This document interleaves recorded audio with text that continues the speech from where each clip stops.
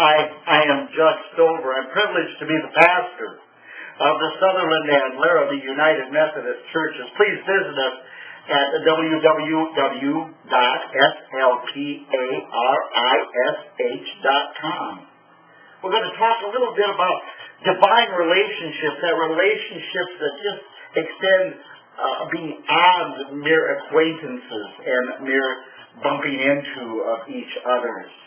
You know, I was going to try and explain it as best friends. If you think of all the attributes of all your best friends through the years, what is the consistent things that brought you together from with the best friend in grade school or high school or college or work, or as you're married, hopefully and prayerfully your spouse is your best friend. They all carry certain attributes with them. But as I was thinking about that, I thought I didn't quite go far enough, because in the Bible, all the examples just are so huge and encompassing that it might not ever be possible to get a simple analogy or story of what a divine relationship really entails.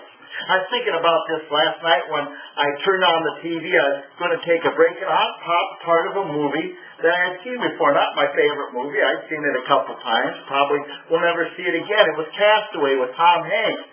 But I turned on at a specific time, and it was just as Wilson, the volleyball, as you recall in the movie, had floated away from the raft, and Hanks' character is calling after it as if it was a lost person. Now, before, it always struck me that a volleyball was a volleyball. But I could see, and as I watched through the end of the movie, what a divine relationship is a changing face of relationships, of support and caring and need. The divine relationships are all around us.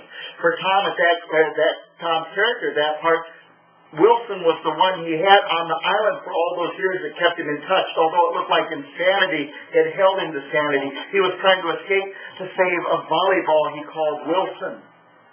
And as it drifted off, that face of the divine relationship changed, because it went not from the volleyball he had a relation with, in however insane a way, but to the raft he was on, because as he was calling to the volleyball drifting off, Wilson, Wilson, Wilson, he's got a death grip on the safety line back to the raft. His support in all this time, afterwards as he's grieving over the loss of a volleyball, the very thing he was trying to save, that relationship, it's gone. He's on this raft that speaks nothing, says nothing, that is inanimate as the volleyball, and it keeps him support. There's even a scene where he sets his oars and paddles afloat because he's no longer in control. That which what he was attempting to do included the relationship of Wilson, which is now gone. The new relation is just him out there all alone, to fate, as you will, but in the hands of God. Well, he is rescued. That thing kept him afloat. And once rescued, he never heard of the volleyball Wilson or the raft he had made again. But it goes to the people he goes back to, the workers, and the facade of their support is so shallow except for the one who had lost a wife, a spouse also, just as he was considered lost to his spouse.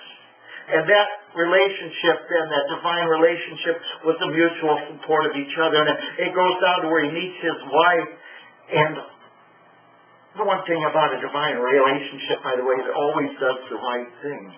And instead of her leaving her new husband and kids, it's the Hanks character, who though dead is now alive again, so to speak, telling her to stay with her family. She has her family and home to go to.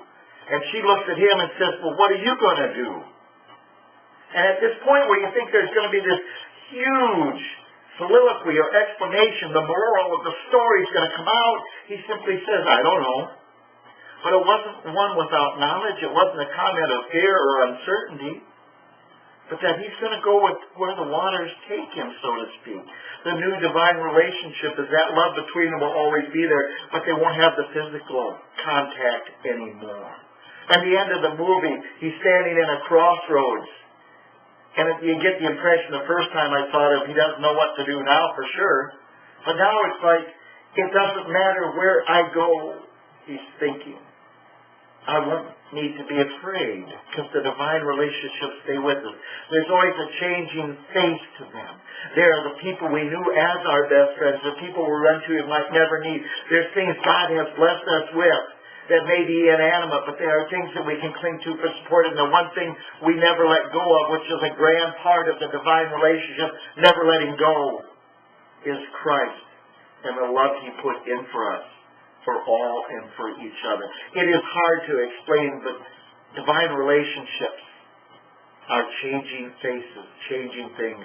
Maybe hourly, maybe daily, maybe monthly or yearly or every decade. But we would be blessed to notice and perceive them and cling to them. To not let go to that which supports us through life. Our divine relationships with each other. Grace and peace and shalom.